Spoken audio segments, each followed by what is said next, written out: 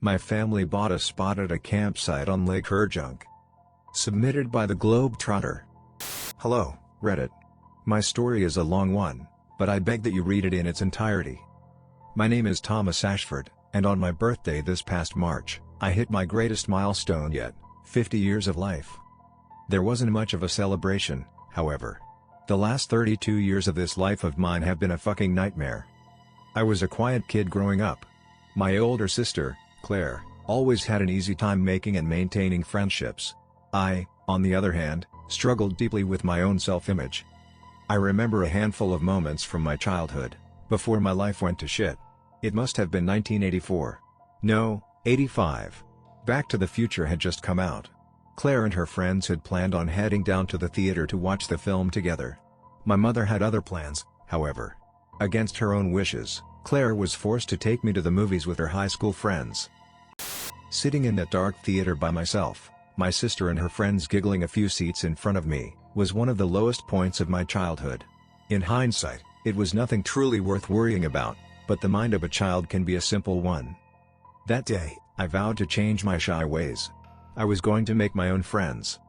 3 years passed from that day, and yet I still pushed back my plans to finally fit in with the rest of the world. I was a senior in high school, then. I had a few friends, sure, but none that would ever be free to hang out after the final bell rang.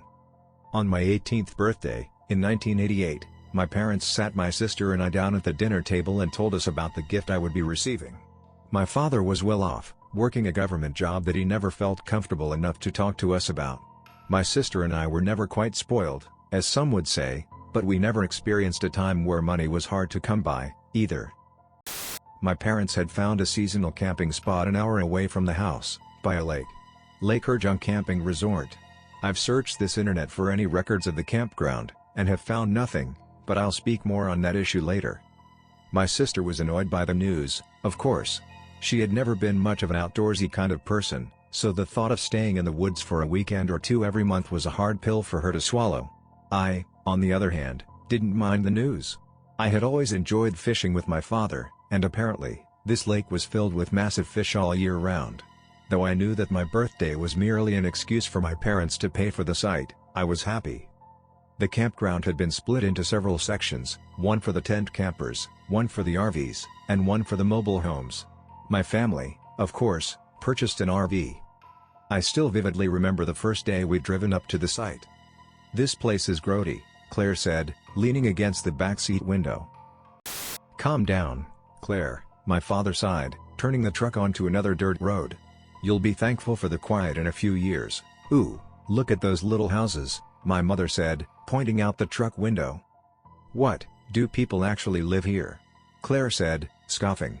"Like, full-time? Who wouldn't want to live by a lake?" my father asked, pointing out a wooden deck to my mother. Claire groaned softly, leaning her head against the window once more. My father glanced towards me in the rearview mirror.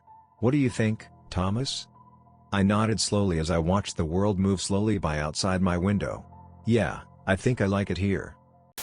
My father smirked. "See, Claire? At least someone appreciates the peace," he said, shaking his head. "Your mother and I are thinking of buying a boat, you know. We can park it by the docks that are just a few yards down from our site." Claire rolled her eyes, opening her mouth to speak, but was cut off by my mother. "Look at that cute little red-headed girl over there," she said, pointing. "She looks like she's your age, Tom. Maybe she can be your campground friend?" I heard Claire laugh to my left as my eyes moved in the direction of my mother's finger. She had been right. On the deck of one of the mobile homes stood a girl, her hair a deep red, as she leaned against a wooden post. An older man sat beside her, watching our truck carefully as we moved down the road. I'm sure some of you can relate when I say this, but as a younger man, I had a painful habit of falling nearly into love with any girl that I found attractive. Especially the ones that I would only ever see once in my lifetime. That day was no different. My father had paid a man to move and set up our RV at the campsite. It was a beautiful vehicle, top of the line for the late 80s, at least. From March to May, my family would come up to the campground twice a month. Claire spent most of her time at the campground pool. My mother would often read a book out in a camping chair by the fire pit. My father and I would spend a few hours of the day fishing in the lake, trying out different spots on the perimeter of the lake every time. I would see the red-headed girl around camp every now and then. She would often be around her mobile home, helping her father with chores outside. Sometimes, I would see her walking down the road past my campsite on the way to the pool. For the longest time, I begged myself to approach her, to say hello. Why should I be afraid? I only ever saw her 3 or 4 times a month. If I made a fool of myself in front of her, it wasn't as if I'd see her every day in the 4th period. One weekend in May, my father promised me that we'd get a boat in time for summer vacation. That day never came. On some day near the end of May, I can't remember when, my father suddenly passed away. It was unexpected, to say the least. He had been in perfect health for a man his age, yet one simple workplace accident could take his life away. The government sent my mother a large sum of cash, one she never disclosed to me. For being such a simple man, my father had always seemed important to whoever it was he had worked for. My mother contemplated getting rid of the campsite in the weeks following my father's passing, but I begged her to keep it. The school was ending soon, home was a constant reminder of the absence of my father. I needed an escape.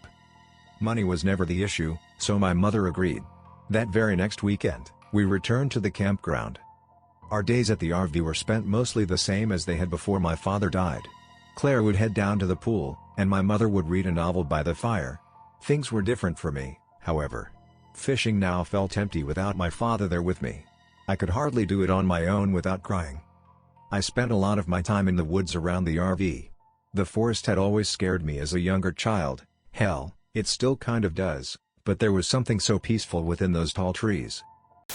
One Saturday afternoon, in early June, I sat on a stump in the middle of a clearing in the woods behind my RV. It was a bit windy in Pennsylvania that day, and the leaves up in the trees rustled loudly in response. I sat with my hands between my legs, pulling at the grass beneath my feet. When my mind began to wander, even an act as simple as ripping apart a blade of grass felt entertaining. A soft chattering in front of me caught my attention. As I glanced upwards, the bushy tail of a squirrel caught my eye as it hung from the side of a tree. I smiled to myself, watching as a second squirrel began to grip the base of the massive tree, following the first. I was nearly about to push myself to my feet when I noticed a third squirrel standing off to the side, staring at me. I raised my eyebrows, turning towards it. The small creature was stood on its hind legs, its eyes piercing through my own. "Hey!" I started, my smile slowly fading. The squirrel remained motionless. I started to wonder if it were even alive. As silly as it may sound to you, my heart rate began to pick up in speed. For some odd reason, I could not break eye contact with the squirrel, its beady eyes staring through me. The rustling of the leaves overhead seemed to increase in volume as my palms began to sweat. When I think about that day, there's still something eerily unsettling about it all. A loud crack behind me nearly caused me to gasp. I spun quickly over my shoulder, looking out into the trees. About 20 yards out in the woods, the red-headed girl stood barefoot on a topple tree. She stood on the log with her arms out, moving along as if she were a tightrope walker at a circus. My mouth hung open, unsure of what to do. I turned back towards the squirrels, as if for a sign of approval. The 2 squirrels remained on the side of the tree, chattering away. The third was gone. I turned back to the girl, clearing my throat. "Hi!" I called out, leaning my palm against the stump. The girl gasped loudly, her foot slipping from the log. She turned to look at me as her leg landed awkwardly on the other side of the tree trunk. I began to chew on my lower lip, pushing myself to my feet. "I'm sorry, I didn't." "Oh, hi," the girl said, stepping down completely from the fallen tree. "I didn't see you there."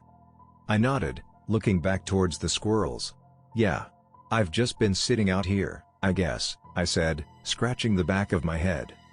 The girl nodded in return. "Yeah. It's nice out here. I usually come here to relax. I guess I just caught you doing the same?" I crossed my arms, unsure of what else to say. "Yeah." The girl narrowed her eyes slightly, aware of how uncomfortable the conversation was becoming. "You're with the family in Site 76, right?" I nodded, scratching my forearm. "That's right," I said. "I'm Thomas, by the way." The girl smiled, brushing her hair out from in front of her face. "I'm Amanda," she said. "I live just a short walk away from you guys. In one of the mobile homes?" I nodded slowly, acting as if I didn't already know which house was hers. "Oh, cool. Do you guys live here? Like, permanently?" She nodded, laughing. "Yeah, we do. It's no mansion or anything, but it works for us. Yeah, that makes sense to me, I said, frowning. I'd love to live out here. A faint smile crossed Amanda's face. Well, hey, it'll be cool to have someone else my age around here, even if only for a little while, she said, an odd look entering her eyes. We don't get many younger people out here, you know? Yeah, I can imagine, I replied, unsure of whether or not I knew what I was talking about. Well, Amanda said, glancing over her shoulder. I should probably head back, then. Feel free to stop by my house if you ever want to. Hang out, or anything. My parents are cool with new friends stopping by. Just as long as they leave before dark. I nodded. Cool, yeah, I'll remember that, I said, smiling. Plus, I should probably start heading back now, too. Oh, alright, Amanda said, turning over her shoulder as she began to walk back through the woods. I guess we can just walk together, then. Looking back, it's clear to me that Amanda only wanted a friend of her own, just like myself, but back then, I was terrified. Speaking to girls, my age had never come easy. We walked together in silence for a few minutes, before I eventually found the guts to say something. Man, those squirrels are crazy, huh? I asked, feeling somewhat like an idiot. Amanda looked back, a smile on her face. What? I shrugged, pointing over my shoulders. Oh, you know. The squirrels, I said, laughing. They're pretty funny to watch, is all. Yeah, I think I know what you mean, Amanda said, turning back to face forwards. I always see this one black squirrel around camp. He's bigger than all the others, too. I call him Cujo. Like the dog? I asked. I love that movie. Really? Amanda asked, stopping as she turned back to look at me. Me too. I could never get my parents to watch it, but my sister is the same as me. I nodded, sighing softly as I began to loosen up. Yeah. My favorite movie is Back to the Future, though. Amanda nodded slowly, continuing to walk beside me. I haven't seen that one. Seriously? You have to check it out, I said, stepping over the exposed root of a tree. It's great. Maybe we could watch it together, she said, stepping around a tree. After a moment of silence, Amanda cleared her throat, turning to look at me. I'm sorry about your dad, by the way. I felt my heart skip a beat, a soft burning sensation filling my chest. How did you hear about that? Amanda frowned, looking down towards her feet. Everyone in this part of the camp knows. News spreads fast around here, she said, scratching at her arm. I'm sorry for bringing it up. No, it's all right, I said, fighting back the urge to cry. I appreciate it. Thanks. Amanda nodded, glancing back towards me. I just wanted you to know that I feel for you, that's all, she said, sighing. My dad and I don't have the greatest relationship, but I couldn't imagine him not being here. I grunted softly in acknowledgement, listening as several dogs began to howl in the distance. All I'm trying to say is that my family is here for years if you need anything, all right? She said. Camp neighbors are the best neighbors. I smiled, looking back down towards the ground. Thanks, Amanda, I said, looking out into the trees. What are those dogs howling about? Oh, those old things, she said, laughing. They howl all the time. They're harmless, don't worry, but they live out in the woods here. I hear them all the time. I nodded, stepping out of the woods and onto the dirt road. I could see the sun setting down over on the lake, the stars beginning to appear against the dark half of the sky. God, don't you ever want to just go up there? Amanda said, catching my attention. What? I asked, turning towards her. Amanda's eyes were facing up towards the stars. Space, she said, shrugging. I just want to go up to a star, you know? I want to see another planet. I want to get out of this place, for just a day. You know what I mean? I nodded, keeping my distance from a squirrel that stood on the other side of the road. The one from out in the forest still remained on my mind. Yeah. I would love to go to space someday, I said, watching Amanda as she studied the sky. My stomach hurt, but my heart was aching. I was in love. Amanda left me by my RV as she returned to her own home. I avoided my mother's curious eye as she sat by the fire pit. Throughout the following weeks, I tried my hardest to coax my mother into buying me a telescope. She repeatedly claimed that I had never shown any interest in space, but after telling her that Dad and I had talked about getting one someday, she caved fairly easily. That was no lie, for the record. We had spoken about it before, But Dad wasn't the reason for me buying a telescope this time around. It was Friday, the weekend before the 4th of July. It had been nearly a month since I'd first met Amanda, and my feelings for her hadn't yet subsided. We had been to camp twice since then, and both times, I had gone out of my way to stumble into her. It was late in the afternoon when we arrived at camp. Claire sat out by the fire pit with her mother, the two of them chatting. After my father passed, the two seemed to grow a stronger bond with one another. "Where are you off to?" my mother asked, glancing over her shoulder as I began to walk out towards the road. "Oh," I said, pointing down the road. "I'm going to go show Amanda my telescope." My mother smiled as Claire spun around, frowning. "Amanda? That girl down the road," my mom said, returning her attention to the fire. "What, are you two a thing now?" Claire said, giving me a funny look. "No," I said, flustered. "We're just friends." "Yeah, no duh," Claire said, giggling to herself. "Who would want to date you?" I groaned, beginning to walk away. I had had enough of my sister's presence for that day. I was nervous. I had gone out of my way to avoid Amanda's family, for reasons I'm still unsure of today, but that night, I was only going to be able to find her at home. I could have waited until the following day, of course, but I just couldn't contain my excitement. My hands were nearly shaking by the time I reached Amanda's house. The wooden stairs of the mobile home creaked softly as I approached the door, my hands resting in my pockets. I breathed slowly, telling myself to calm down. Amanda was already my favorite person in life at that point in time, her family couldn't be much different. I knocked cautiously against the door, taking a step back down the stairs. I exhaled heavily, hearing a muffled commotion from behind the door. Someone had certainly heard me. A loud clicking from behind the door met my ears as someone from inside began to unlock the mobile home. The door swung open, perhaps a bit too violently. The man I'd seen on the deck several months earlier stood before me, staring down at me with narrowed eyes. The faint scent of alcohol wafted out from within the home. I could tell that the man was frowning, even through his thick beard. "Who are you?" the man grumbled, his voice rough. I cleared my throat, peering past the man into the home. A younger girl sat on the couch inside, staring at me from behind her father. "Hi. I'm Thomas, he said, looking over his shoulder. "I don't know any, Thomas. What do you want?" I said, glancing over my shoulder. Was I in the right place? "I'm here for Amanda. Is she here?" The man's eyes somehow narrowed even further as the girl inside glanced to her right. "Amanda, someone is here for you." "What do you want with my daughter?" he said, looking back into the room. "She can't leave the house right now." I could hear someone moving inside. "Oh, come on, Richard," an older woman said from out of view. "You heard what I said, Marie," Richard said, softening his voice slightly. The younger girl inside was avoiding my eyes. I could hear a door open near the back of the mobile home as the sound of feet approached the door. I never thought I would be so relieved to see Amanda's worried face.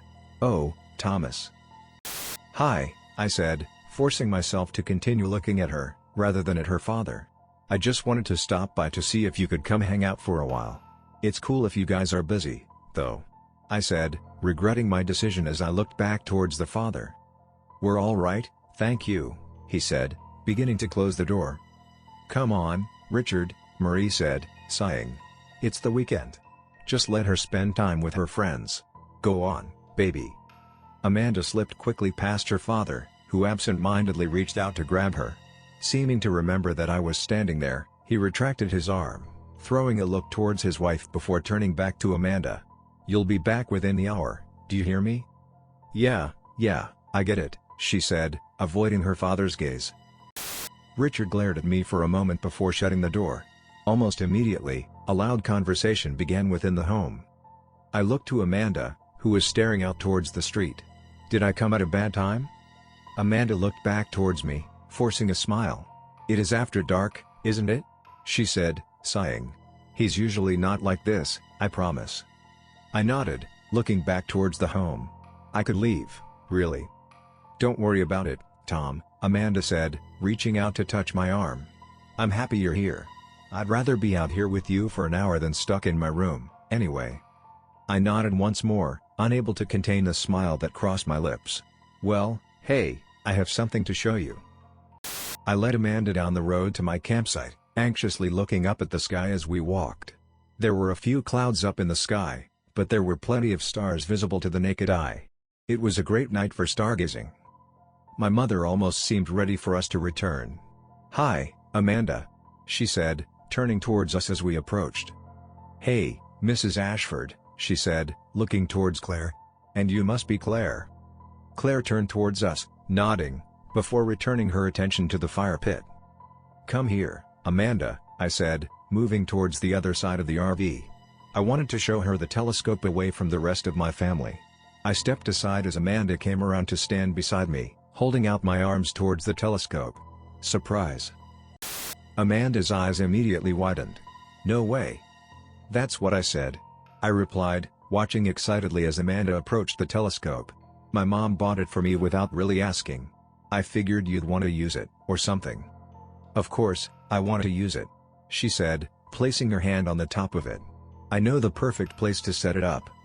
I walked alongside Amanda as we moved down the coastline, the trees to our left, and the telescope in my arms. The campground was relatively loud, with campers beginning to celebrate the 4th of July. "We need to hurry," Amanda said, pointing up ahead. "I think people are going to start shooting off fireworks soon." I nodded, looking out over the lake. I hadn't even thought of fireworks. They must have looked beautiful over the lake. "We have tomorrow, too," I reminded her, listening once more as the dogs out in the woods began to howl. Amanda laughed softly, moving ahead of me.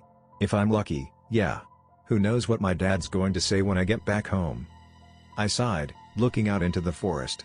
The dogs sounded closer than normal. "I really am sorry, Amanda. I should have remembered what you'd told me." "Really, it's fine, Tom," she said, looking back towards me. "He would have found a reason, anyway." I chewed on my lip, feeling fully responsible for Amanda's situation. Amanda stood further up ahead, her hands on her hips. "This is perfect. Right here," she said, pointing towards the ground. I nodded, unfolding the legs of the telescope. "Sounds good to me," I said, glancing towards her. "Just so you know, I've never used this thing before." Amanda laughed, looking out into the forest. "That's all right. We can figure it out together." I smiled, adjusting the height of the telescope. My eyes caught a flash of something golden near Amanda's foot. A small bracelet was wrapped around the base of her leg, resting just above the top of her sock. "Hey, I like your ankle bracelet," I said, standing back upright. Amanda lifted her leg, examining the ankle bracelet herself. "Thanks. My mom makes them for fun," she said, smiling. "It's not real gold, obviously. Do you want her to make one for your mom, too?" I shrugged. "Yeah, sure. She'd love it," I said, turning out to look into the trees. "The dogs sound closer tonight, don't they?" "True," she said, laughing. "I'm sure they'll be long gone once the fireworks start." Amanda and I fiddled with the telescope for a while, listening to the water as it crashed lightly against the coastline. The dogs behind us showed no signs of stopping their howls, but I kind of enjoyed it. Amanda gasped as she placed her eye up to the eyepiece. "Oh, my God." "What?" I asked, stepping up beside the telescope. "Is it working?" "I think so," she said, taking a step back. "Look." I leaned forwards, placing my eye up to the eyepiece. A bright white ball of light sat to the right side of the eyepiece. It looks kind of blurry, doesn't it?" I asked, looking towards her. "I'm not really sure," she said, laughing, as she leaned back towards the telescope. "It looks great to me." One of the dogs out in the woods began to howl louder than the others. Its call seemed oddly distorted, as if it weren't real. I ignored it at the time, staring up at the sky. I nearly jumped as I felt something brush against my fingers. Looking down, I found Amanda's hand on my own as she continued to look through the telescope. I watched her search the sky for what felt like hours. "Hello, Thomas," a quiet voice said from behind me, causing me to turn. I wasn't expecting someone to walk up to us. I instinctively pulled my hand away from Amanda's as I squinted my eyes, trying to fully adjust to the dark. "Oh, hi. Do you work here?" I started, trailing off as my eyes began to focus. The man wasn't wearing any clothing. I could feel Amanda begin to press up against me as the man took a step towards us. "I've been waiting for you," he said. There was an odd quality to his voice, one that's hard for me to describe to you now. It was as if his voice had two separate pitches to it. "Who are you?" I asked, pushing myself and Amanda backward. I tried to keep my voice from shaking, but I can't imagine that I had much success. "Are you ready to die, Thomas?" the man said, taking another step towards me. The man's brown eyes stared into my own. Something metallic in the man's hand caught the light of the moon. "Thomas," Amanda said, gripping my wrist. "What do you want from me?" I asked, the words being cut off as the man began to sprint towards me at full speed. Amanda began to scream beside me as time seemed to slow down. I held out my arms as the man came crashing into me, sending me flying backwards. My back smacked hard into the rocks, the back of my clothing instantly becoming wet from the lake water. Before I even realized what was happening, my fingers were wrapped around the wrist of the man's right arm, which held a large knife. My own strength was the only thing stopping this man from stabbing me to death. I brought my legs upwards, attempting to kick the man in the groin. From memory, I remember my knee landing several times, but the man would not react. Time seemed to stretch on forever before the man's head was surrounded by red hair. Amanda began to pull on the man's arm, shouting loudly. I hadn't noticed before, but the firework display had already begun. The man reared back his arm, his elbow landing hard against Amanda's chest. Taking advantage of the distraction, I pushed as hard as I could against the man's body. The man yelled out in shock as he fell to the side, his arm bending in the wrong direction. I moved without much thought. It was as if something other than my brain was controlling me. Within seconds, my fist was pressed against the man's chest, the blade of his knife sunk in deep into his flesh. I fell backwards quickly, scooting towards the trees as the man began to cry out in pain. "How could you do this, Thomas?" he shouted, as the sky and water behind him exploded in a flash of green light. I felt my back bump into the telescope as I moved, but I didn't care. "You've killed your daddy, Thomas. How could you do this?" "Thomas, come on," Amanda said, pulling hard against my arm. I hadn't realized she was standing next to me. She didn't need to tell me twice. As I pushed myself upwards, the man began to laugh hysterically on the ground behind us, writhing violently in the shallow water. The two of us raced through the trees towards camp, the fireworks lighting up our path through the woods. My heart was pounding. I'd just fucking killed a man. Amanda was crying by the time we'd reached the main road of the campground. I nearly fell over onto my face as I leaned against my knees, panting hard. "What the fuck?" I stumbled slightly as Amanda crashed into me, wrapping her arms around my neck as she began to sob. I stood up straighter, hugging Amanda in return as I began to scan the road. It was just us, for now, at least. "Amanda, I'm so sorry.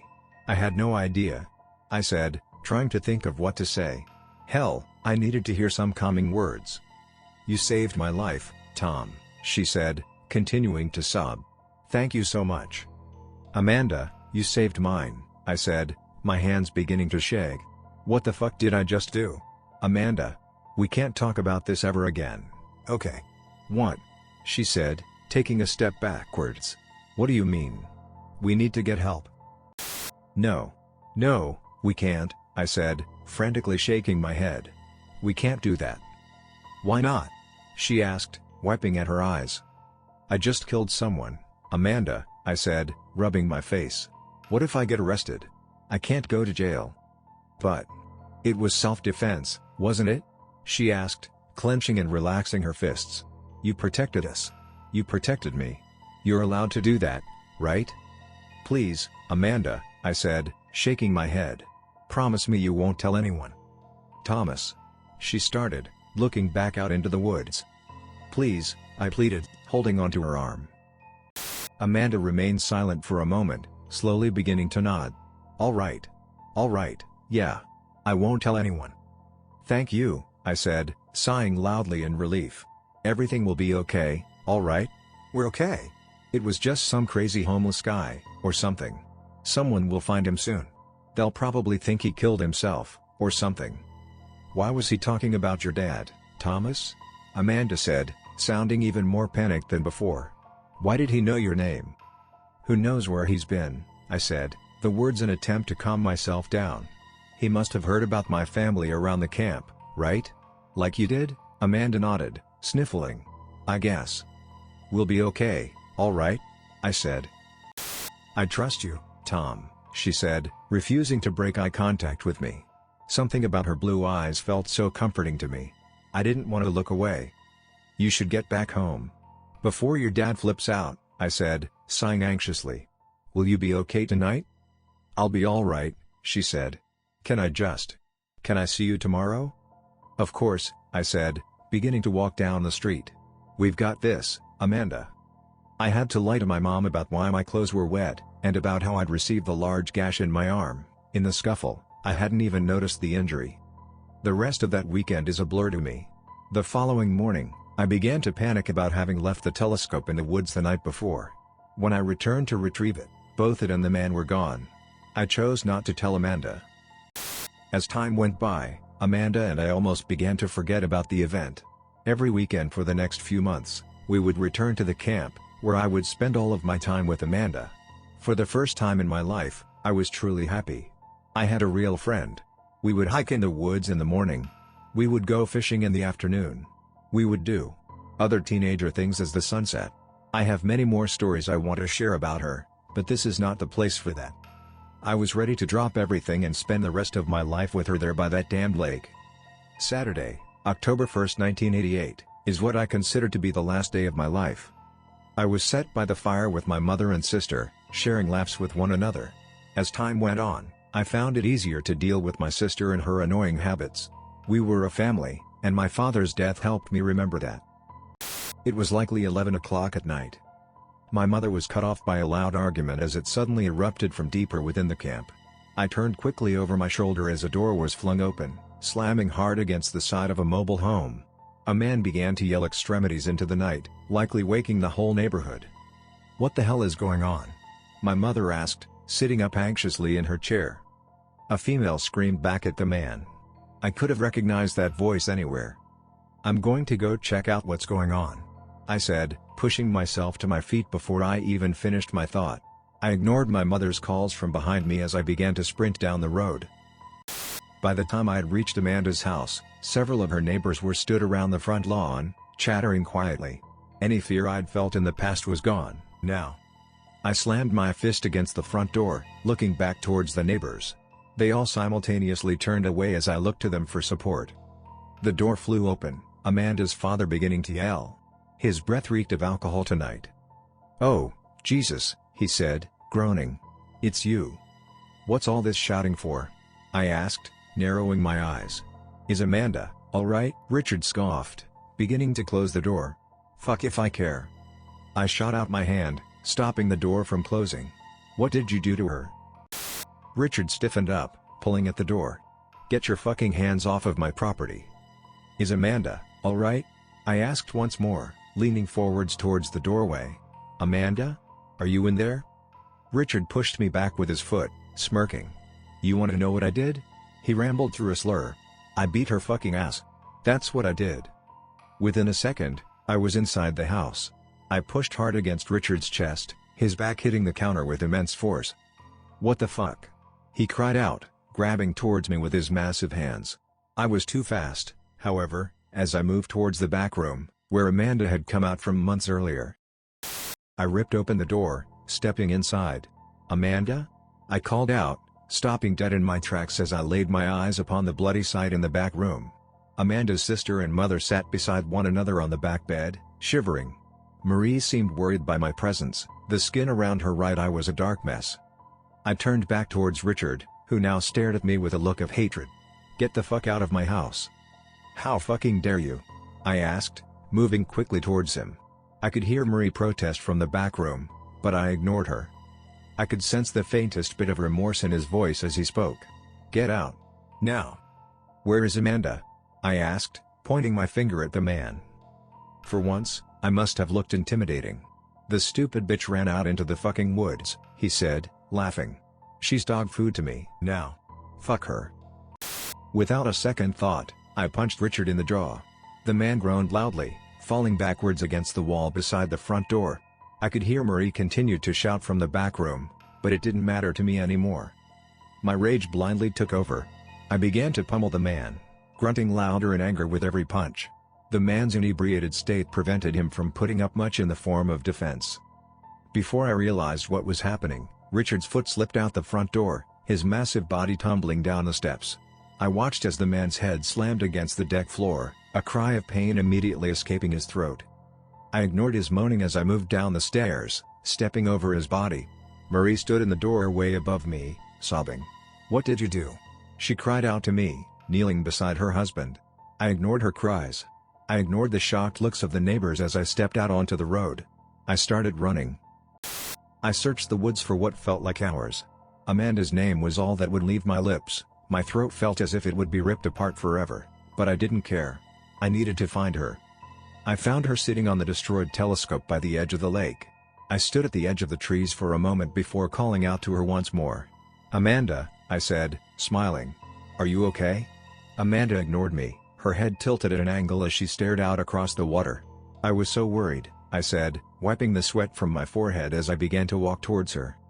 I stopped moving as Amanda began to turn towards me. It was difficult to see in the dark, but I knew I wasn't imagining things this time. Amanda's beautiful red hair appeared to be a deeper, darker red where the hair met her scalp. Her face appeared to be paler than it had earlier that day, save for the dark patch that sat in the skin around where her left eye should have been. The eyes that sat beneath the holes in her face were brown. "Amanda?" I asked, taking a step backwards. Amanda's mouth opened, a second pair of lips moving independently from her own. "I love you, Thomas," she said, her fake lips smiling. Her voice, the voice that used to make me smile, was now distorted. It was as if it had been layered on top of the voices of several men. "What the fuck is going on?" I asked, tripping as I began to move backwards. Amanda began to laugh as she stood completely, stepping towards me. A knife was planted deep within her chest. As I began to scoot backwards towards the trees, the skin of Amanda's face began to tear, revealing a dark, bloody inside. It was hard to tell through my tears, but as I pushed myself to my feet, I swear I'd seen what looked like black tentacles extending from the hole in her face. I started running. I wasn't entirely sure where I was going, but I knew that I didn't want to see what was left of Amanda anymore. I sobbed as I ran. This couldn't be real. Had I done this to her? This was my fucking fault. As I approached the campground, I found 2 police officers in the woods. My heart thumped. "Help!" The officers spun towards me, lifting their flashlights in my direction. "Get the fuck on the ground," one of them shouted. I planted my feet hard in the dirt, falling down onto my knees, and then onto my stomach. "Please, God, help me. The thing in the woods, it fucking killed Amanda. Oh, God, please help me." It didn't fully occur to me until then that Amanda was dead. I broke down into an uncontrollable sobbing as the police officers began to forcefully put me into handcuffs. As it turns out, the police weren't there to help me, after all. When Richard landed on his deck, his skull had split completely open. He died minutes before the ambulance arrived. By April the following year, I had been sentenced to 31 years in prison, on one count of third-degree manslaughter. Amanda's family couldn't fully pin her disappearance on me, but everyone seems to think that I killed her, too. My own fucking mother wouldn't believe me. Not a day went by in that fucking cell where I didn't think of her. I blamed myself for so long. I still do. But what could I have done? I was released just a month ago, on April 1, 2020. I haven't been outside of a prison since 1989. Thankfully, Claire was kind enough to give me a second chance. She's letting me stay with her own family until I can stand back up on my own again. Apparently, my mother died back in 2002, in a car accident. I never fucking knew. If you've read this far, you probably have one main question: why the fuck are you telling me all of this? To tell you the truth? I wish I fucking knew. Nobody will believe me. When my sister and her son, my nephew, finally taught me how to use the internet, I spent days trying to find some type of group to share my story with. I found a forum on some random corner of the internet. One of its members pointed me in your direction. So, that's why I write to you now. Yesterday, I found a gold ankle bracelet out on the front porch. I asked Claire about it. It wasn't hers, nor was it her daughter's. I feel like I'm about to do something really fucking stupid. This thing, whatever it is, it followed me here. It's been waiting for me. I want to end this. Forever. Maybe I can kill it? What do you all think? Has anyone else had an experience like my own? I owe my life to Amanda. Now, I want to avenge hers. Please, God, help me, if you can. If something else of importance happens, I'll make sure to let you all know. Until then.